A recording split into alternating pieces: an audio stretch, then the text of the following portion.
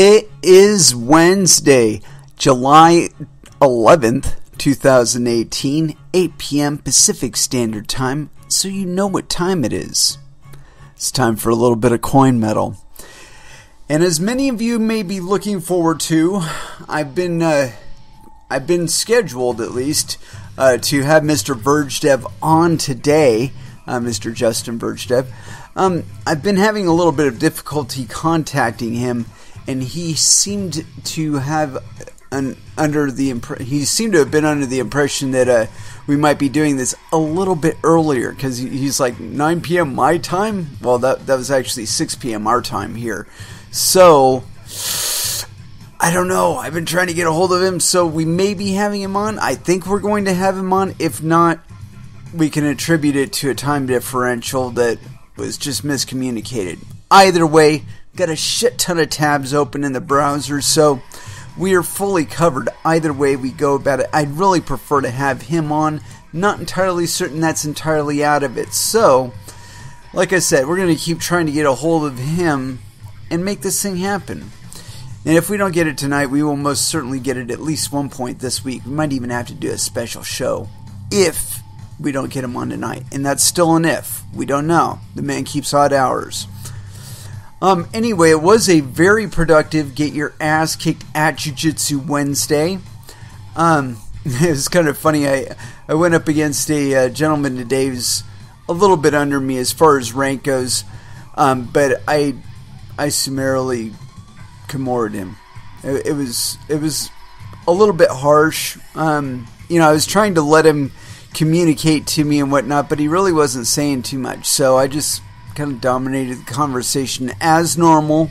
And as you all know, this is a reoccurring theme for me. It's like I don't know. It seems to me kind of like a thing I told somebody else about my personal nature is that a rhino has horns. He just can't help it. It's like you are how you are, and there's only so much you can do to change yourself or act differently than how you are, Anyway, we're going to go ahead and throw into some music, and I got a shit ton of new stuff, because, I had to do it. I had to add some new stuff and liven it up a little bit.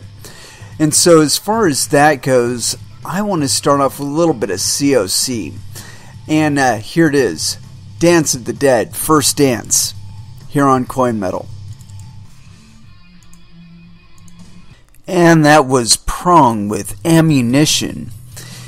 And it seems that Mr. Sunerok has discovered sleep, because I've been trying him on like every single social media link I've gotten. I have not been able to raise the gentleman as of yet, so I can only assume he has discovered sleep and understands exactly how you achieve it, which is to turn off your cell phone and all other communication devices, especially if you're running a cryptocurrency, because, dude, everybody in your ear all the time, everywhere, as we are at the moment trying to get into Sunerok's ear. So, I am working on having somebody else very, very close. He's a little hesitant only because everybody was like expecting Sunerok, and that's going to happen. Whether or not it happens today, like I'll do like a special session tomorrow at a time that's actually reasonable for somebody who lives in Florida, and we'll get that done. Because like right now it's 8:35 right now in my time. He's 3 hours ahead of me, so it's 11:30 there. And I mean, if you're running a cryptocurrency, you most certainly do need sleep at some point or another. So, like I said, I can only assume that the man has discovered that he does have a circadian cycle, and he gets the best results if he actually turns his cell phone off and other means of comms. Because, like I said, I've been trying to hit him up on Skype, and it's just like beep beep beep beep beep beep beep beep beep beep beep beep beep, and it's just not doing it. Nonetheless, I do have something very, very interesting as far as my first story here that I wanted to cover. And I talk about this a lot on the show, that you are the market, right? So you decide which cryptocurrencies that you want to support, and which wallets that you want to download, and which coins you want to mine, and so on and so forth. And it seems to me that there are people out there that are very confused about this still. That they seem to think that somebody else pointing at you and saying you will value this is the way of things now. That still applies. And as those of us who have been in this space for any duration of time know, that's not exactly the case anymore. And as a matter of fact, it's not the case at all. And so I got this article here. It's on news.bitcoin.com, July 11th, 2018. Stiglitz predicts cryptocurrencies will be regulated into oblivion. And this is written by Samuel Hague. So yes, penis. Authored approximately 12 hours ago. Continuing on. In a recent interview with Financial News, Mr. Stiglitz predicted that Bitcoin and alternative cryptocurrencies will become the subject of a major regulatory crackdown in the future. Quote, "You cannot have a means of payment that is based on secrecy when you're trying to create a transparent banking system," the Nobel laureate said. Quote, "If you open up a hole like Bitcoin, then all the nefarious activity will go through that hole, and no government can allow that." Like they really have a choice in the matter. The Columbia University professor theorized that law enforcement across the globe are yet to adopt prohibitive policies regarding cryptocurrencies due to the underdevelopment of the virtual currency ecosystem, stating, quote, "Once it becomes significant, they will use the hammer." Quote, "Bitcoin could easily be worth just $100 in 10 years, said Mr. Stiglitz. Quote, "People in power will move to regulate anonymous transactions. That you can be sure of." Stiglitz persistently calls for BTC to be banned. Stiglitz comments are of a similar vein to those made by the professor regarding cryptocurrency in recent years. In September of 2016, Mr. Stiglitz stated that, quote, "The main use of Bitcoin has been to circumvent tax authorities and regulation. I think that the U.S. government did the right thing by shutting or trying to shut it down." In an interview with Bloomberg during December of last year, Stiglitz echoed a virtually identical statement, asserting that, quote, "Bitcoin is successful only because of its potential for circumvention." The Nobel laureate continued, quote, "It seems to me Bitcoin ought to be outlawed. It doesn't serve any socially useful function. We ought to just go back to what we always had. This is just a bubble. It's a bubble that is going to give a lot of people a lot of exciting times as it rides up and then as it goes down." What is your response to Joseph Stiglitz's comments? I think he is full of shit. That's there you go.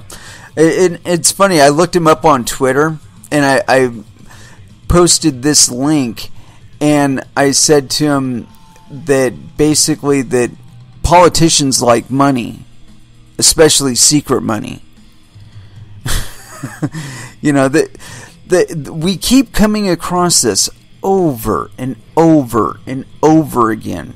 And I've said this probably every episode for like the last year, that every time they try and push that regulatory lever, all of a sudden they look at the concentration of wealth that is occurring in this tiny little space, right? And then they evaluate that on a personal level, where they say to themselves, you know, if I'd have put $100 in it in 2012, it would be worth... Yeah, we've all had that discussion with ourselves, and they do it too, because they're people. You know, they can see the potential for personal enrichment, and they can see the potential for campaign finance. especially, if they're trying to be reelected this next year or whenever the next election is happening, the midterms. They want to get back into office, so any additional form of revenue that's available to them, they want that shit, and especially if they can't account for it on any of their books, or that it's something that they could keep exclusively off of their books and not really be held accountable for.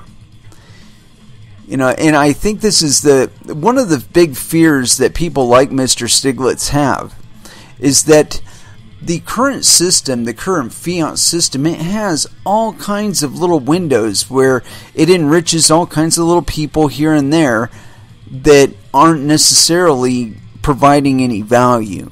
And it's like I was reading this article about the Swift network the other day, or watching a video about it or something like that. Supposedly 35% of all the transactions that happen on the Swift network fail. Consider that for a moment. Now, I've worked in computing. Okay, I've worked in a manufacturing place, and if anything had a pass rate of 65%, we'd shut the fucking line down and start looking for the machine that is causing the outlier bad effects here. Because that shit doesn't happen unless it's programmed in. This is a digital era, folks. It's not the same as, when we had to pass notes from here to there, and that was the only way to move money around. And that being the case, there is no reason for anything in a digital era to fail at 35% of the time. Just none whatsoever.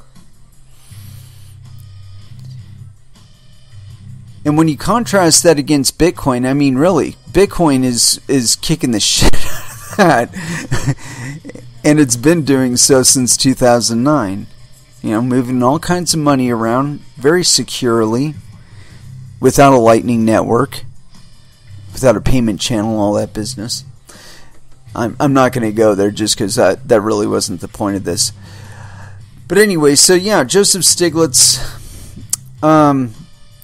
it's unavoidable. Once somebody starts making these rationalizations concerning money, when you start looking at what Bitcoin can do versus the dollar bills in your pocket or in your bank account, and you're saying to yourself, wait a minute, I didn't need a bank to do any of this. I didn't need a third-party broker to do any of this. Why am I still using these archaic systems? Why am I still relying on these third-party trust vendors to get my money from point A to point B? I could send it to people in fucking text messages, for Christ's sake. What's the point of this guy anymore? What's the point of those guys anymore? When you start applying that to your business, and I think that's where a lot of people screw up with regard to their conceptualization of Bitcoin, is that, or cryptocurrencies as a whole, is that you want the cryptocurrency to do this work for you. No. You still have to produce. You still have to create something of value that somebody else wants, that they're willing to pay you in Bitcoin for or other cryptocurrency for. There's no free ride here. The freest ride there is the exchanges, and those cost money, and there's risk involved. But the real place to be making money, I think, in cryptocurrencies is by providing goods and services and making available various cryptocurrencies as a means of payment. And so Mr. Stiglitz can go stuff it. Anyway, as we were going to be talking to Mr. Verge Dev concerning Verge, I caught this article, and this one really demonstrates... I'm taking a radical shift here, I gotta say, because I can't spend too much time thinking about that. Mr. Stiglitz is obviously from an era of finance stuck in like the early 90s, maybe he might have made it to 2000, but I don't think any further than that. You know, because his calls to, let's go back the way it was. Yeah, let's go back to Western Union ass raping us if we want to send money to, you know, Guatemala or someplace else that's, you know, thousands of miles away from us to our family, you know. Yeah, let's line up for that rape. No, I say let's do it in transactions that confirm within 10 minutes globally for fractions of a penny, for thousands of dollars moving around. Let's do it that way. Let's save the money. Let's not employ rapists. Continuing on. I got this article here on CryptoGlobalist.com.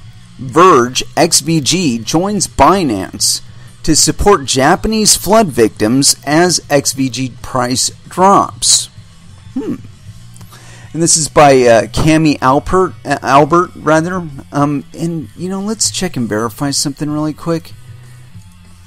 Usually we can...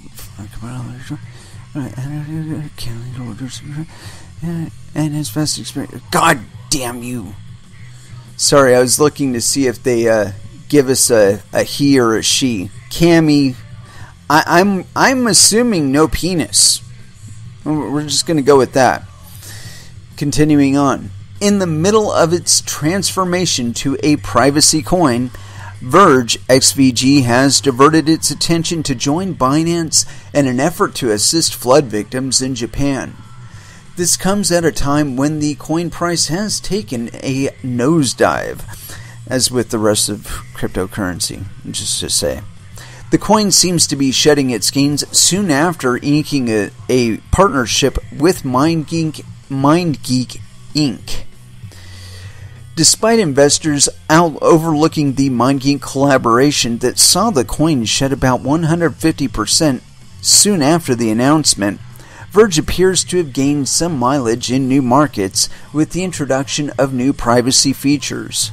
MindGeek owns Pornhub and browsers, both of which are adult online sites, and the results of the much-hyped partnership still remain a mirage to date, at least to these guys. Verge XVG to support Japanese flood victims. The Verge fam, or Verge Currency family, has been very supportive in giving out donations to needy causes at this time.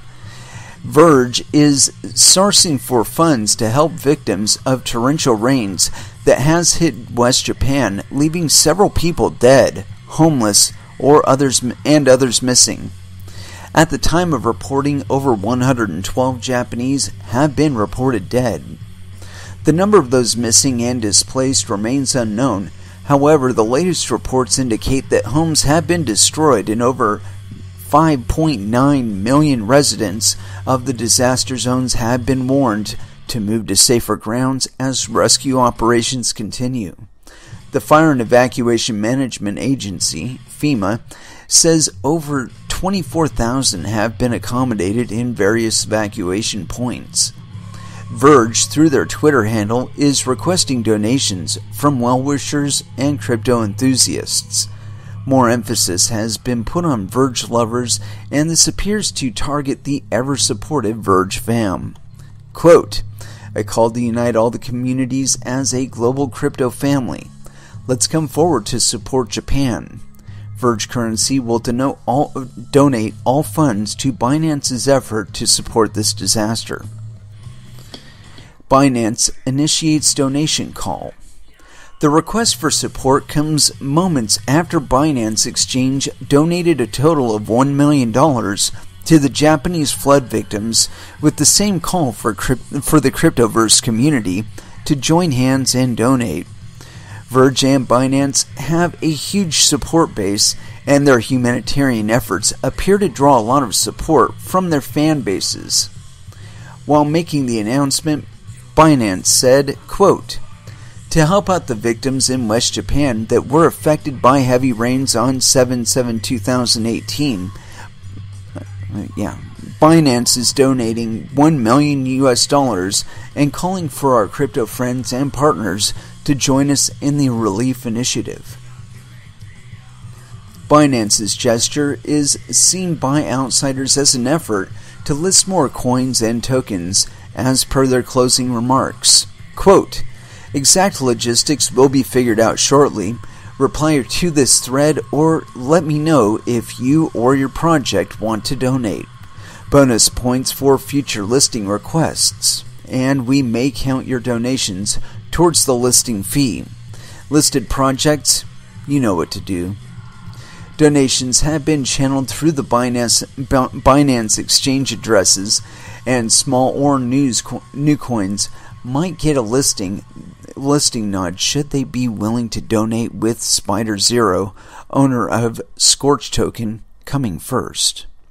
This could not have come at a better time, and the anticipated listing on Binance will give Verge more pairing and increased market exposure, and this could give the coin a price surge soon after the donations. XVG price drop. There has been a lot of speculation in the market, and the inaccurate predictions have seen prices tumble. With increased negative news and hacks being reported since the beginning of the year, investor confidence remains at its lowest, and Verge has not been spared. A massive sell-off of XVG has seen a drop in both price and value. The last 24-hour trading session has seen Verge coin price dip to trade at a low of 2.4 cents after going down 3.68% to the dollar and 2.6% to Bitcoin. However, the price drop should not keep investors at bay, but instead should focus on the platform potential, given that it is still in the development stages and its stability is yet to be achieved. That's not entirely true, man. We seem to be pretty damn stable out there as far as I can tell. But yeah, as far as this donation to Japan, I think it's something that kind of exemplifies a lot of the spirit of the cryptoverse. I mean, I've always known people involved in crypto to be relatively giving people. You know, they're pretty generous with their time. They're certainly generous with their efforts, as most of the cryptoverse would not even exist were it not for the hard work of mostly volunteers. You know, people that just looked at the project, saw great potential in it, and said, you know what, this is the coin or project that I'm going to support, and that's why we have it. Let's go ahead and throw back down into a little bit of music here. And as far as what to play, that's becoming a bigger challenge now that my repertoire is increasing as it is. I mean, because I got so much Sixth, and I love their music. Let's go ahead and throw down How May I Help You by Sixth here on Coin Metal. That was White Zombie with Black Sunshine. And although we were promising to have Mr. Sunerok on, and unfortunately we were mildly disappointed because of a miscommunication on time, I can tell because he tried to get a hold of me earlier in the day, but unfortunately I was not here. So, I did my best, I rooted around, and I managed to find Mr. CryptoRekt is now available and is now with us here. Say hello, sir. Hey, what's going on, everybody? I think it's been a while since I've been on here. It's certainly nice to chat with you again, Frank. Well, thank you very much, good sir. And so, while we were talking during the music break, you were saying something about a recent career change. Care to enlighten us a little bit more about that? Well, I've had the fortunate pleasure of abandoning my post at Cisco and moved into crypto full-time here, so I can focus more on Verge and all things crypto and really start to crank out, some quality materials that, whereas before I didn't necessarily have the time or the mental energy to be able to do that. So, yeah, I would imagine that you're pretty high level at Cisco, were you not? Yeah, we on the position I was on, I was a systems engineer for the global events and trade show team. So I was helping to deploy infrastructure at any large-scale customer-facing event for Cisco. So I was pretty ingrained in a lot of the business units and most of the executive leadership there. So I mean, it was definitely challenging. You know, I went from working a standard 8 to 9 hour day and commuting for anywhere from 4 to 6 hours to get home and there and back, and now I'm, finding myself actually being able to sleep and focus on what I love to do, and that's that's working on Verge. Heck yeah! And so now about that, we've been having some updates recently concerning Verge. And I was wondering if you might be able to enlighten us a little bit about that. Like, I'd heard we are having a new version of the black paper coming out. That's correct. So since I've gained my newfound freedom, I've been able to really sit down and read through some of the sections of the black paper that I didn't necessarily like to push out, if that makes sense. So. Like, for instance, for like RSK smart contracts, that segment, as well as like atomic swaps and a few others, were pretty rushed. I felt going back through and reading that, it certainly reads as if it was rushed. And, I've since inspired myself to sit down and really focus on explaining the topics front to back to really try to help people understand what the significance behind each technology piece is and how it's going to benefit Verge. Yeah, that would definitely be enlightening, I'm sure. And with regard to that, I think that fleshing out any of those things that they seem to get like cemented over as like buzzwords, where somebody says atomic swap and it's like, okay, well, like what is an atomic swap and exactly when am I going to use it and why am I going to need it? And I think that's some stuff that we're not really getting from a lot of the other materials out there.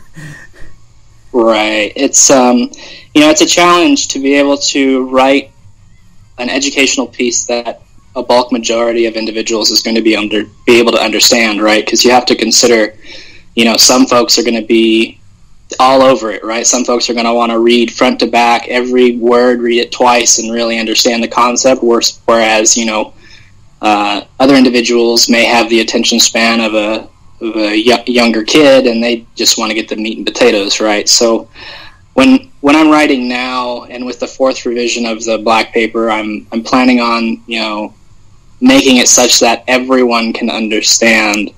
I think as it stands, I've gone through and tallied everything up. It just for the existing sections, I'm probably going to be expanding the paper by like 10 to 15 pages minimum. Oh, wow.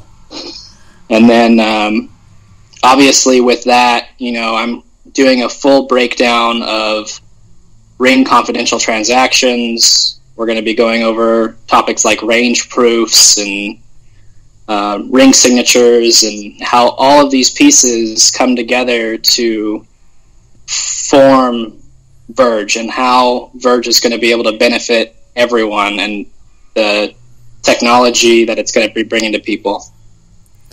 And speaking of benefiting people, I saw that there's going to be some sort of contribution with regard to Verge toward the Japanese flood victims fund with Binance. Yeah, that's right. So Binance had actually released, CZ from Binance had actually released that they're going to be running a donation fund for the victims in Japan. And we thought, based on their example, it would be good to follow suit, because we as a team and as an organization like to be able to step in and contribute to things like this where we can, because like I've said in the past, we're all about helping people and bringing something to people, and in this particular case, whatever we can raise as a community to help the victims of Japan, it's all good, right? So stuff like this, we're all over. Yeah, and it's funny about that. I was talking about that earlier on the show, is that's always seemed to be something underlying cryptocurrencies, is the generous nature of it. That we're trying to open up certain finance capabilities to people that have, hardly have an ATM for their bank account or something like that. Right. Well, to move into a separate concept here, one of the things that I had a conversation with the team with the other day was, we may have our inner conflicts and our inner struggles, and we certainly aren't picture perfect in the eyes of the people when it comes to meeting specific deadlines and this and that and the other. But I think one of the things that we can all pride ourselves on, and this does tie into the donation effort, I promise. One of the things that I like to think we can pride ourselves on is, as Verge as a project, we may not be the best cryptocurrency, right? But that doesn't matter. What matters at the end of the day is that what we're doing, the efforts that we put forward, the technologies, everything that we do is just going to enable other people to see our example and lead from that and do something better. And I think at the end of the day, that's what crypto is all about, right? That's what blockchain's about. It's not always about, win Moon, win Lambo. It's about what we can do to inspire or to encourage other people to do great things. And I think with our donation efforts, we were inspired by CZ, and I certainly hope that, we've inspired a few other folks to really put their best foot forward and try to help out where they can, because, we're talking about real life people that are affected by natural disasters here, and that's a big deal. Indeed.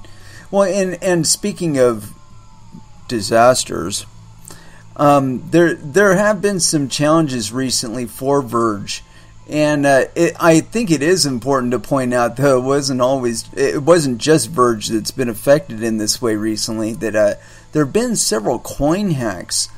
And I was wondering if you'd be able to give us any more information as far as like what you know about what had happened there. From my understanding, and you will have to forgive me because I was heads down at the time focusing on other matters. I understand. But from my understanding, there were some vulnerabilities that existed in our code base that allowed people to take control of the network, inject false timestamps, and mine up a bunch of coins. And we're not the only ones affected by this, right? It's pretty much, there's several projects. I know I'm not going to name any names for the sake of neutrality here, but there are several other projects in the space to have been affected by something similar to this, And while those are not necessarily good things to have happened, it does, at the end of the day, it does enable us to blatantly see where our vulnerabilities exist and what we need to fix, So while it's shit, and while, publicly and in the media it's shit, at the end of the day it does help us find what we need to fix. Yeah, I think that's probably the most important message out of it, is that if Sunerok had just thrown up his hands and said, you know what, I can't handle this is obviously over my head, I'm going to walk away. If he had done something like that, that would let down a lot of people, and it would demonstrate that, he wasn't really all that serious about it. But what is he working on right now? He's working on upgrading the code base.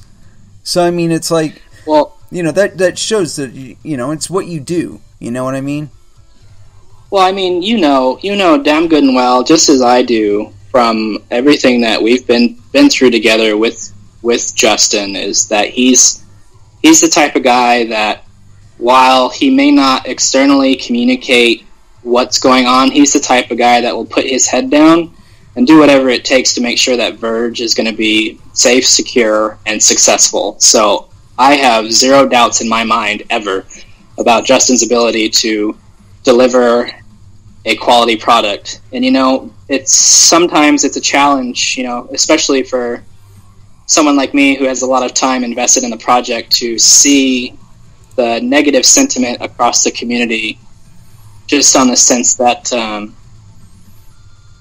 sometimes it's shit, you know, when you log into Twitter or you log into Reddit or social and you just see people that were long-standing contributors or they've followed the project for a long time just sit on social and shit all over us just because, like, we didn't say something on Twitter or we didn't get, like, right on the ball immediately after something happened. And I think a lot of people need to realize that, you know, a lot of us are trying our best to deliver, like I said, a quality product. And I know Justin, when something like this happens, it's just nose to the grindstone, like, get that shit done, let's get a fix out, let's get this moving back so we can get back on track and start focusing on the shit that matters. Yeah, I agree. I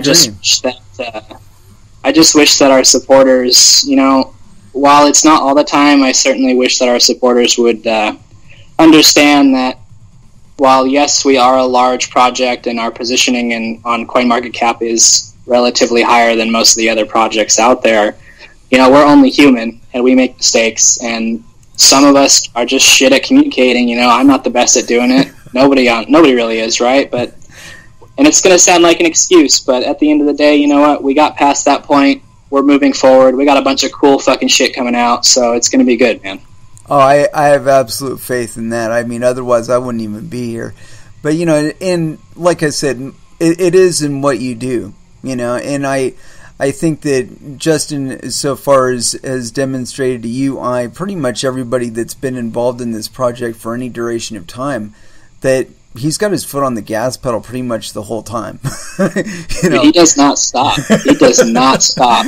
Like, as much as people want to talk shit and say, where's Justin? Oh, I haven't seen him put anything on his personal handle in, like, months. It's like, dude, you should be thankful he's not on Twitter talking or doing this. That should just show you right there that he's fucking busting his ass trying to get shit done. Like, if I was an investor in this project and I saw, like, the main developer was, like, just 24/7 on social media, I mean, obviously I'm going to know that he's not, you know, and I'm not talking shit about Justin by any means. I'm just saying in general, like, if the developer of the project's on social just, like, talking a storm up, you know, obviously he's not focusing on what needs to be done, right? So certainly not. No, he fucking kills it, dude. He's a machine. I'd love to know when he sleeps.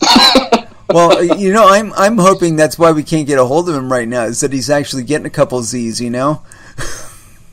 I certainly hope so, man, because I tell you what, he has been breaking his back over this code-based revision. I know that there were a couple of delays. He had some personal shit he was going through there, but from my understanding, man, we're getting real close. I know we're going to start doing some testing here with our core team and going through with some of the other developers on the team and giving them a chance to go through and bug test and make sure that, you know, we find as much as we can. You know, obviously, when we go live with a new product, there's going to be probably a bug or two that somebody finds, and that's to be expected. I mean, we're open source software, it's going to happen, but we're doing our due diligence to make sure that the products that we are delivering are being tested, they are being ran through, all the bugs are as in line as they can be, if there are any in the first place, right? So yeah.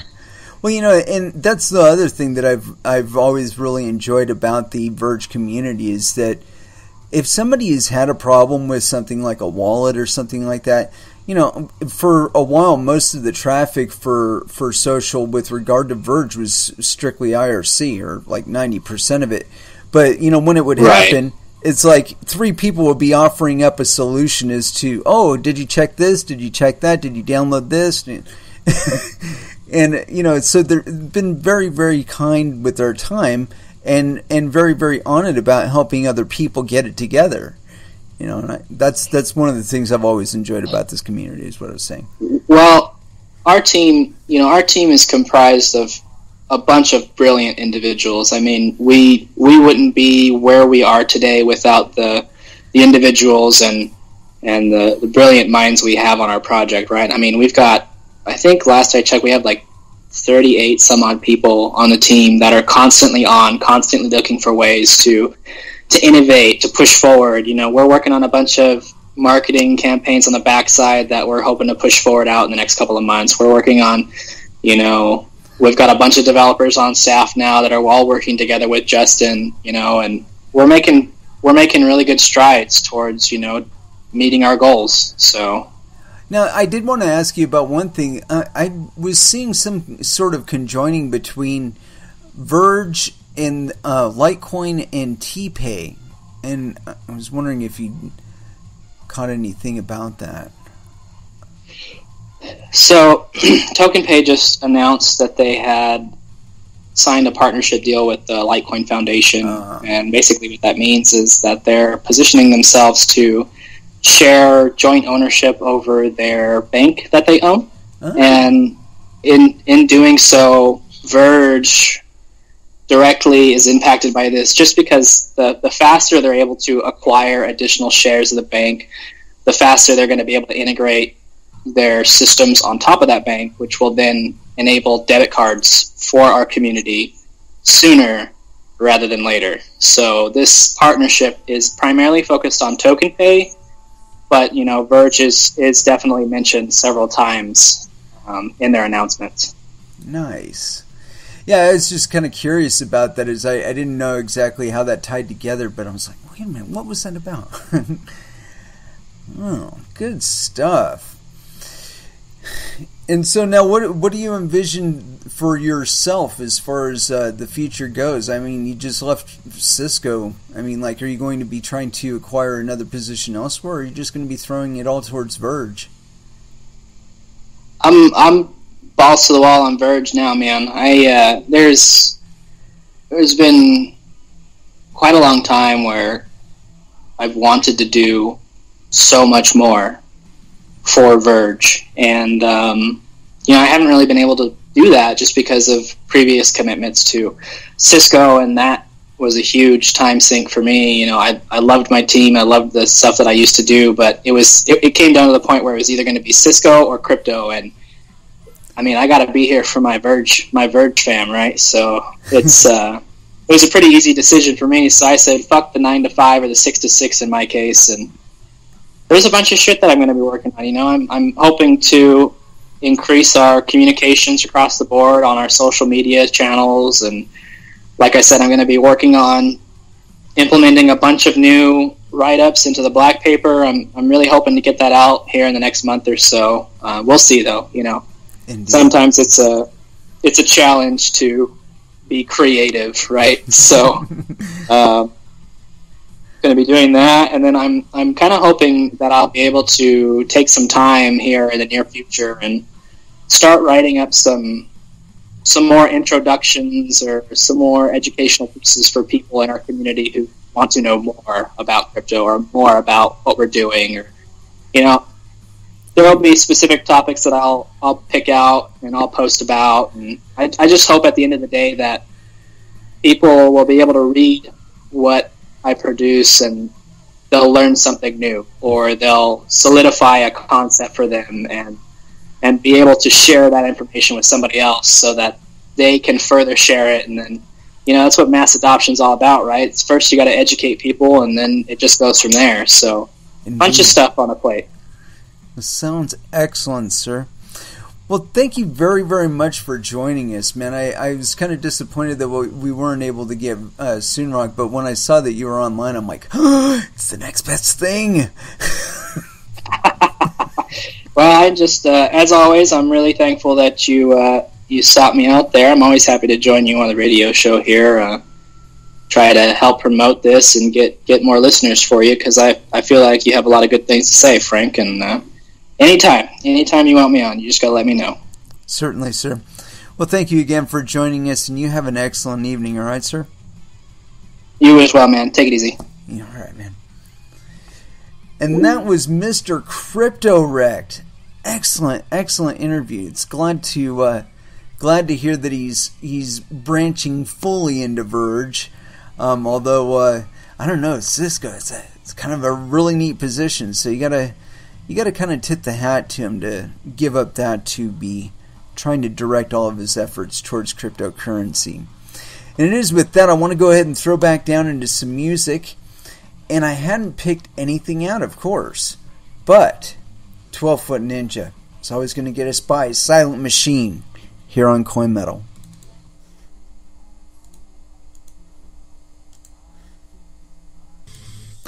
And that was Machine Head with Blood for Blood. As a matter of fact, I think they're just starting back on their U.S. tour, or on the next leg of their U.S. tour. And they just got back from Japan, as a matter of fact. I believe they had a few shows canceled. I wonder if that has anything to do with the flood. I don't know. But let's see what else I had. Got that one covered. And wow. You know, I hate pop-ups. You know, you guys gotta like cut pop-ups out. I just can't stand it. Anyway, we covered that business. We might cover that one. Yeah, why not? We'll cover this one. Let's see here. Oh, this is all charts. No, it's not all charts. Good stuff. Anyway, I got this other article here. It's on CaptainAltcoin.com. This is the first time I've ever read from this guy. But anyway, continuing on. I'm guessing it's Captain Altcoin. So yes, penis. July has been a relatively slow month for Verge currency, especially when compared to the moves that other market currencies made in that time frame. It did experience a slight recovery in price at the turn of the month, when it respectively rose from being traded at 356 sats on June 30th to a monthly high of 423 sats on July 2nd. XBG coin has since stalled and is currently traded at 2.6 cents USD, which is a 6.71 increase in the last 24 hours. With a market cap of $397,168,974, Verge is currently the world's 36th most valuable cryptocurrency, recently topped by a rapidly rising Digibyte and closely followed by Sia coin at 37th. Or Sia? S-I-A? I don't know what that is. The usually loudmouth platform has been awfully quiet in the past couple of days. Ever since we last wrote about them, they continued to roll out a bunch of frankly disappointing partnerships that don't really solve any of the core issues that the currency has. WooCommerce, WordPress, and Easy Digital Downloads will now accept XVG as a payment option.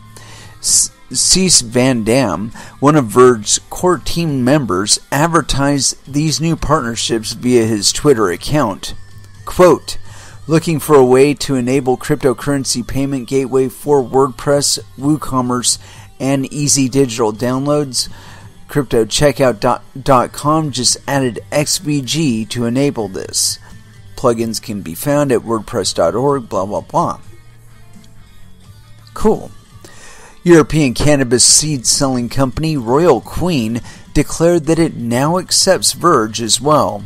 These partnerships are currently touted as the main selling point of the coin by its community, but like I've pointed out before, they don't exactly solve the underlying issues that XVG suffers from. Namely the issues with it being a privacy coin, which doesn't actually offer any privacy features, and that it has suffered from 351% attacks in a very short period of time. The privacy issue might be potentially solved as reports started pouring in that Verge is looking into ring signature-based transactions, that thing Monero had since its inception. Still, it would be a significant step forwards towards actual privacy if this is implemented well. There is also talk of Verge developers cooperating with RSK to enable a smart contract layer for their own platform. But if these turn out to be implemented as well as the Verge QT wallet, they won't improve the coin's fortunes very much. Apparently, the Verge QT wallet is terrible. Reddit user Amusing Genome posted a thread lamenting this piece of technology as a, quote, very bad experience, quote. Some problems that it are that it is incredibly slow, doesn't create a shortcut to the desktop after installing, running the exe doesn't work, what the fuck, I have to double click the taskbar for it to open, installs and loads in the background without giving any indication as to what it is doing, takes forever to sync and requires me to download a nightly snapshot, didn't even work. Many of the Verge fam quickly flocked to this thread to complain about their own issues with the wallet, seemingly tracing the source of the problem to the latest 4.0.2 software update. This thread is currently one of the most replied to threads on the Coin subreddit, perhaps surprisingly so, as Verge currency recently got criticized for its heavy moderation.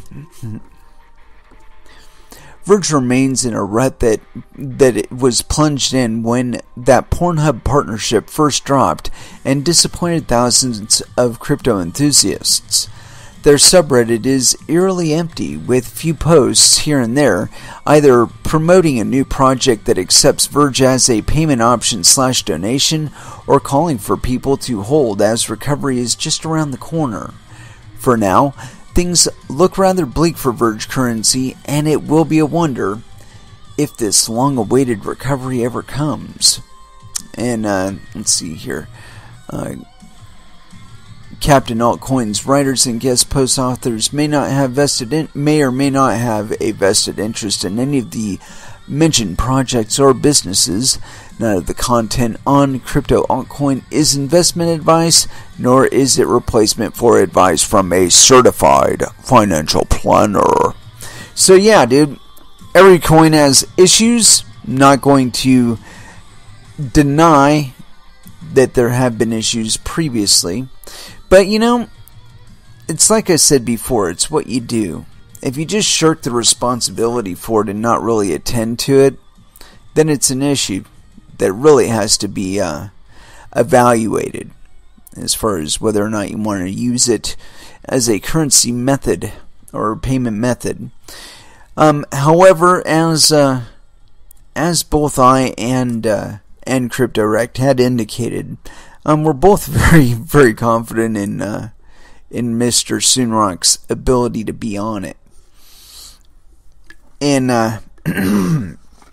I dare suggest that would be another reason why his other communication methods have been shut off.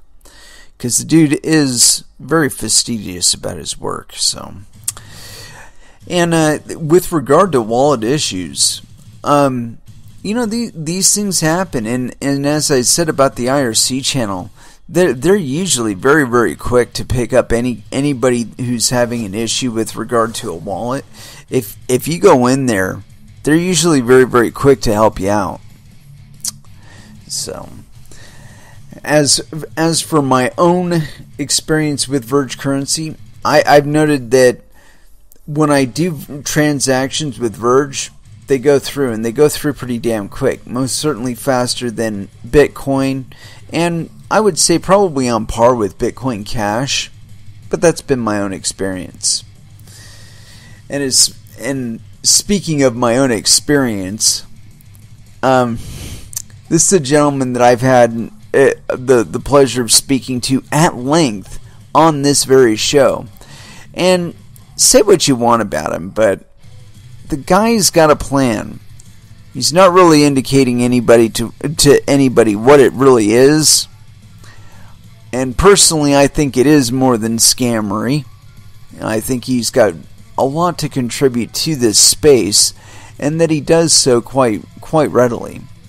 But that's just my own opinion of him. And this is on altcoinbuzz.io. McAfee is back and has a lot to say, as usual. This is on July 11th, 2018, by Alicia Dubenko? Yeah, Dubenko. To begin with, McAfee is not happy with the RBI's decision to ban cryptocurrency that was taken back in April and came back into effect on the 5th of July. And McAfee has urged the investors to fight back and boycott all of the financial institutions that cooperate with the Indian Apex Bank. Particularly, he tweeted, quote, "The Reserve Bank of India, RBI, initiated this atrocity out of fear and won through the existing centralized power structure. I'm calling for a boycott of any financial institution that does business with RBI. We must stand together and act." The fact that Tom Lee, who has been described as a consistent BTC bull, has readjusted his prediction and now believes that Bitcoin will be trading at 20,000 by the end of the year, not 25,000, somewhat outraged McAfee, who tweeted, "Old models don't work in crypto. Bitcoin is increasingly required as a payment method for transactions," is just one example. He noted that Tom Lee is not the only one who is wrong. All predictors who rely on technical analysis are. He did not elaborate on what model and type of analysis he relies on specifically when he makes his predictions. It is, however, evident where the future lies. According to McAfee, the no BS token is what the world needs. The no BS crypto token is truly going to legitimize this new crypto asset class with transparent, unbiased, and crowdsourced crypto ratings and reviews. The token is described as a 100% free airdrop ERC20 token. The white paper can be found on the site. According to some sources, the token is expected to be listed on Binance this Thursday. However, no confirmation of this has been found on the Binance page. Finally, McAfee opened a job position, a dangerous one. Married or dating people are ineligible. Quote, "I need 2 Army Rangers full-time and security personnel. Must be single." Very, very, very good. Yeah, this no BS token. We're going to check out the white paper here. Although I don't believe we'll be able to digest all of it. We might just look.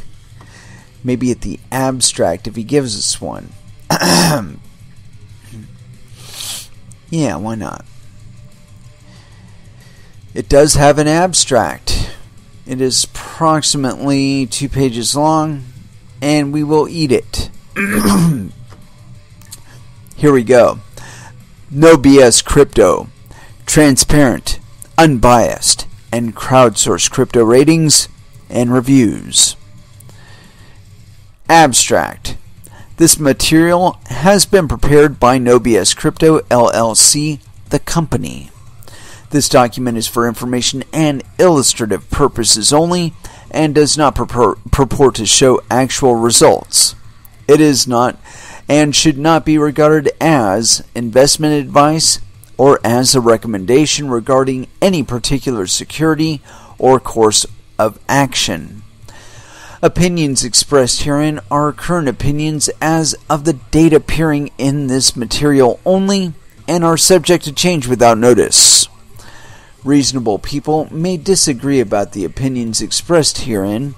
If any of the assumptions used herein do not prove to be correct, company results are likely to vary substantially.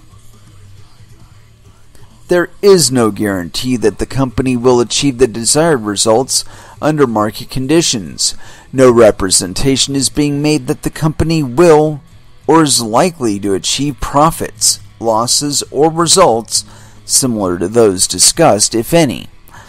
No part of this document may be reproduced in any manner, in whole or in part, without the prior written permission of the company, and it may not be shared with or distributed to any other parties other than to employees or professional advisors or authorized recipients of this document. This information is provided with the understanding that, with respect to the material provided herein, you will make your own independent decision. with respect to any course of action in connection herewith as to whether such course of action is appropriate or proper based on your own judgment, and that you are capable of understanding and assessing the merits of a course of action. The company does not purport to and does not in any fashion provide tax, accounting, actuarial, record-keeping, legal, advisory, or any related services. You may not rely on the statements contained herein. The company shall not have any liability for any damages of any kind whatsoever relating to this material. Caution concerning forward-looking statements. The document contains, quote, forward-looking statements. These statements can be identified by the fact that they do not relate strictly to historical or current facts. Forward-looking statements often include words such as anticipates, estimates, expects, projects, intends, plans, believes, and words and terms of similar substance in connection with discussions of future operating or financial performance. The company's forward-looking statements are based on management's current expectations and assumptions regarding the company's business and performance, the company and other future conditions and forecasts of future events, circumstances, and results. As with any projection or forecast, forward-looking statements are inherently susceptible to uncertainty and changes in circumstances. The company's actual results may vary materially from those expressed or implied in its forward-looking statements. Any forward-looking statement made by the company speaks only as of the date on which it is made, which is the date of this document. The company is under no obligation to and expressly disclaims any obligation to update or alter its forward-looking statements, whether as a result of new information, subsequent events, or otherwise. By accepting this material, you acknowledge, understand, and accept the foregoing. Nothing in this white paper shall be deemed to constitute a prospectus of any sort or a solicitation for investment, nor does it in any way pertain to an offering or a solicitation of an offer to buy any securities in any jurisdiction. This document is not composed in accordance with and is not subject to laws or regulations of any jurisdiction which are designed to protect investors. Snob's token is a utility token. This product is a digital currency and has not been registered under the Securities Act, the securities laws of any state of the United States, or the securities laws of any other country, including the securities laws of any jurisdiction in which a potential token holder is a resident. Snob's tokens cannot be used for any purposes other than those provided in the white paper, including, but not limited to, any investment, speculative, or other financial purposes. Snob's token confers no other rights in any form, including but not limited to any ownership, distribution, including but not limited to profit, redemption, liquidation, and property, including all forms of intellectual property or other financial or legal rights, other than those specifically described in the white paper. This is not a securities offering. This is not an opportunity for investment. There is no expectation of profits. Nothing within this document shall be construed as an offer of securities. The Snob's token is designed purely to provide utility within the no BS crypto system. There you go. That is the abstract of the no BS token. Crypto token, ERC20 token, whatever. Not entirely sure what it is, but I know its ticker sign is snobs. You know, if you use the dollar sign as an S. But that's just my read on it. I could be incorrect. Anyway, so yeah, that's John McAfee, and just going by the abstract there, I'm just going to say it could be something interesting. You might want to check that out. That was let's see, altcoinbuzz.io. McAfee is back and has a lot to say as usual. July 11th, 2018 by Licia Dubenko, and I'm going to go by the name and just suggest no penis.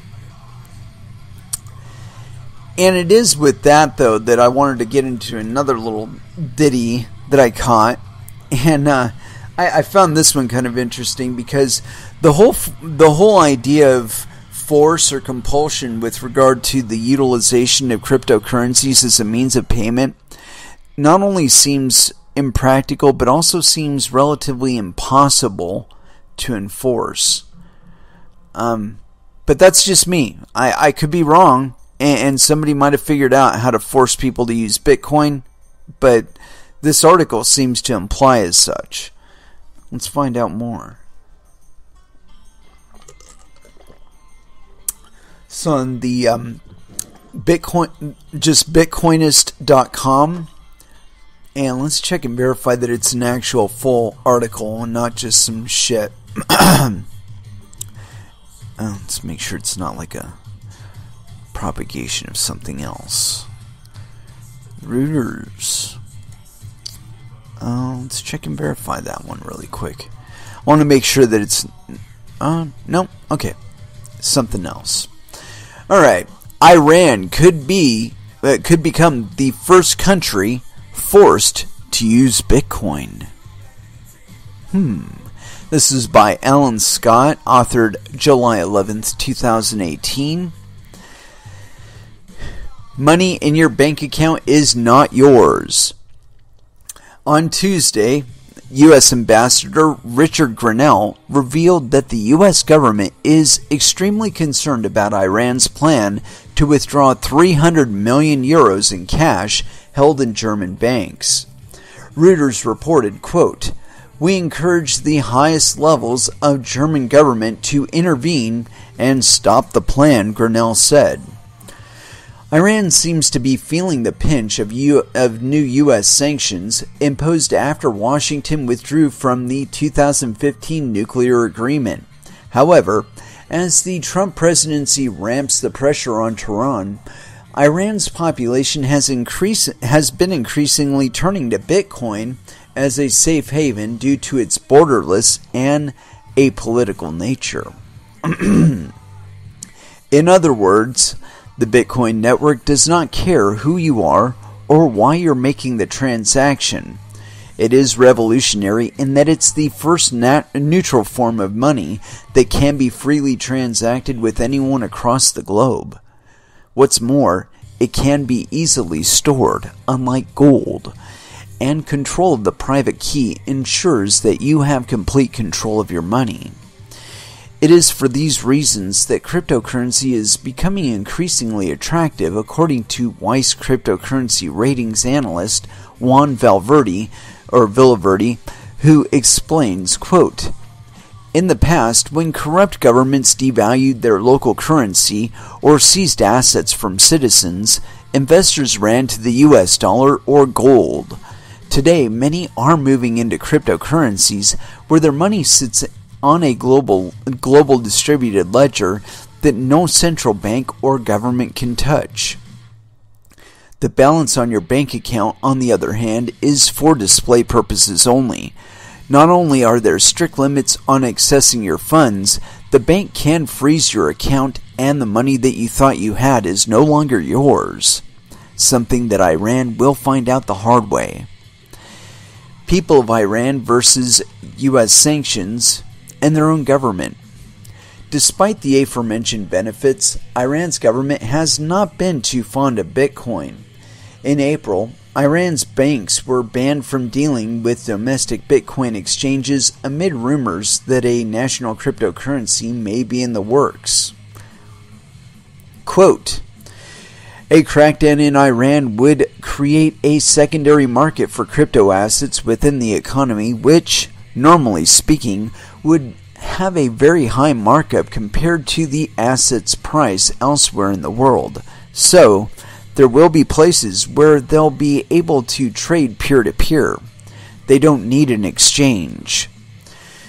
Obviously, this is a lot easier if you have a local exchange that accepts credit cards or bank transfers, but if that infrastructure is not there, they can still trade peer-to-peer. While trading volume data from peer-to-peer exchange local bitcoins does follow the Bitcoin price, the spikes also coincide with times of heightened economic uncertainty. The biggest occurred during the winter of discontent from December 2017 to January of 2018, with the second biggest being in May of 2018, when protests also took place as it became clear that the U.S. would not renew the nuclear deal with Iran. Use it or lose it.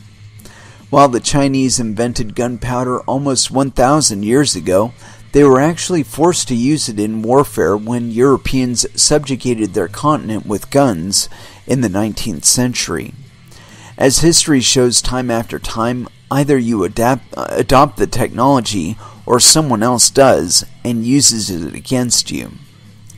The same pattern repeats over and over, whether it's guns, tanks, planes, bombs, banking, computers, the internet, etc.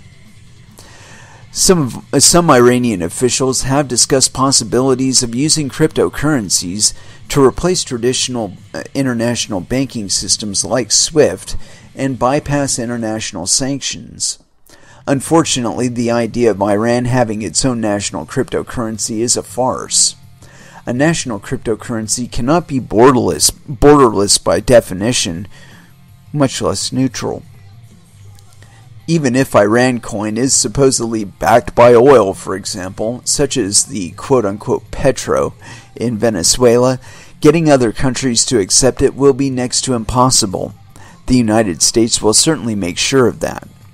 Therefore, Iran will sooner or later realize the value of a truly global, decentralized, and neutral form of money with which transactions cannot be censored and funds cannot be frozen. With increasing pressure from the U.S. and its allies, Iran may just become the first country forced to use Bitcoin as financial dynamite. Yeah, there you have it. I'm glad that they used the terminology they did, but it kind of instilled in me the idea that they were going to be like forcing people to use it. And whereas they're actually talking about the people of Iran being forced to adopt cryptocurrencies as just a means of desperation of just trying to survive. And we have seen that trend in elsewhere. It's not just in really developed countries like Iran. I mean, we're talking about like Venezuela, which is relatively developed. My apologies there if anybody's listening going, what the fuck, man? We got internet. The thing with this is, again, you are the market. And so I think the author is correct in that they will be using cryptocurrencies. I don't think they're going to be using solely Bitcoin. I think Bitcoin Cash, Ripple, Dash, Litecoin, Verge, any one of a number of cryptocurrencies that have live and capable networks, that, they'll be using those to be transacting monetary value all around. And, the idea of sanctions as they've been, I think that's probably the biggest threat to, people that value such tools in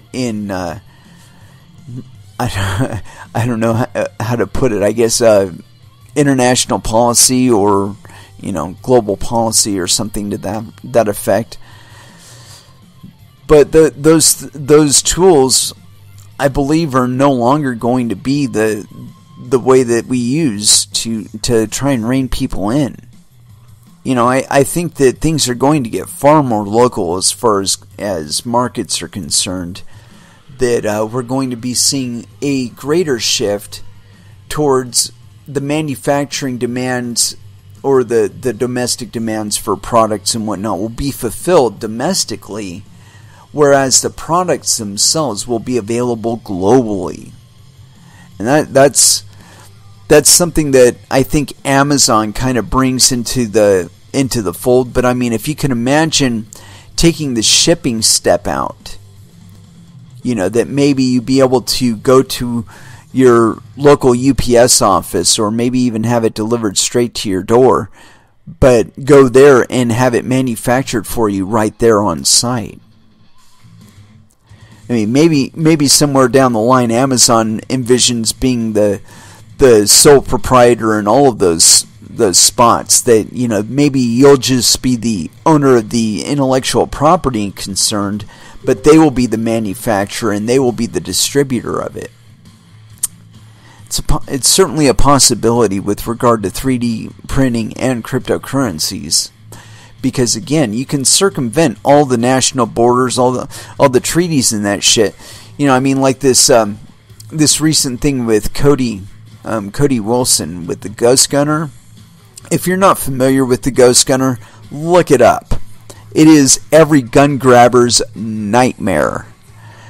If you could imagine a design for a gun not licensed or registered anywhere with anybody, but existing in digital form at say like GitHub, that you could just like download it and maybe pay somebody per copy, but like you download the schematic for it and you print it up on your Ghost Gunner, right?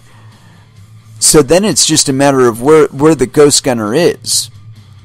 It could be here, it could be somewhere in South America, anywhere that has internet access, and you could be downloading copies of guns that other people have designed. And again, we're not talking about like a Ruger or an HK or something like that. We're talking about like a Fred Wilson or something like that. Somebody who didn't have access to a global market before.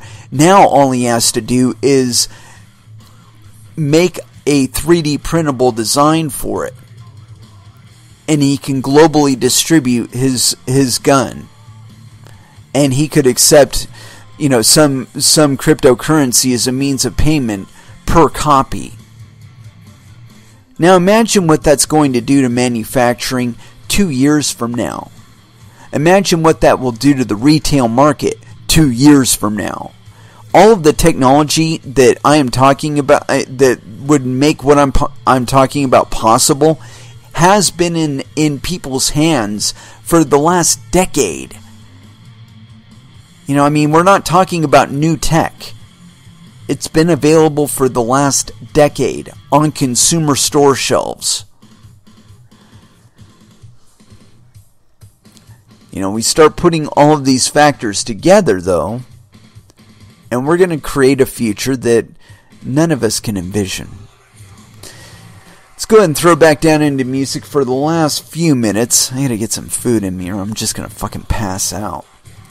Certainly took a lot out of me in jiu-jitsu today. And with that, I want to throw in a little bit of Slayer, Overt Enemy, here on Coin Metal. And that was Ministry with Let's Go. And it is with that I want to go ahead and close out this episode. It has certainly been a pleasure. And thank you very much for everybody who did turn in. My deepest apologies again that we did not have Mr. Verge on. We will be getting him on very, very soon. I will be sure to post plenty of notification either on Twitter, Facebook, and so on. But I will be getting Verge on. He was committed to doing it. It was just a matter of I should have been sitting at my computer 24/7, and then I would have caught it, But unfortunately, things rolled out the way they did. We still managed to get a good interview with Mr. CryptoRekt, though. That's it was certainly a pleasure to have him on. It's been a while, as a matter of fact. But anyway, with that, I want to close out this episode. Thank you again for listening. I certainly do appreciate the support. We will be back again on... Well, there may be a scheduling issue. As a matter of fact, that might be something that we tie in with Mr. Verge. There's some question as to whether or not I will be here on Friday, but I will post plenty of notifications on Twitter and also in the Telegram for Verge Currency, so you guys know exactly what's going on there. Anyway, let's go ahead and close this out with a little bit of body count, because I've gone the entire fucking evening and not played any body count. Can you imagine that? Anyway, last dance. Talk shit, get shot. Here on Coin Metal. Thank you again for listening, and until Friday, I'd like you all to trade safe, do your homework, and watch out for your own bunghole, because nobody else is going to do it for you. Thank you again for listening, and you all have an excellent evening.